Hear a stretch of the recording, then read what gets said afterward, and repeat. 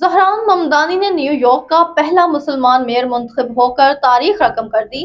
2001 کے بعد پہلی بار نیو یارک شہر کے میئر کے انتخابات میں سب سے زیادہ ووٹروں نے حصہ لیا۔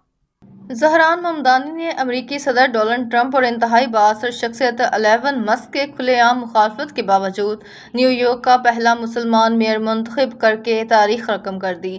سابق گورنر اینڈریو کومو اور ریپبلکن امیدوار کیٹ سلوا نے اپنی شکست تسلیم کرتے ہوئے زہران ممدانی کو انتخابات میں کامیابی پر مبارکباد دی۔ عالمی میڈیا کے مطابق 34 سالہ زہران ممدانی کا مقابلہ نیو یارک کے سابق گورنر اور آزاد امیدوار اینڈریو کومو اور امریکی حکمران جماعت ریپبلکن پارٹی کے امیدوار کیٹ سلوا سے تھا۔ یہ الیکشن کئی حوالوں سے اہم ثابت ہوا کیونکہ 2001 کے بعد پہلی بار نیو یارک کے میئر انتخابات میں سب سے زیادہ ووٹرز نے حصہ لیا۔ تقریباً 20 لاکھ سے زائد شہریوں نے پولنگ اسٹیشنز پر جا کر اپنا حق رائے دہی استعمال کیا۔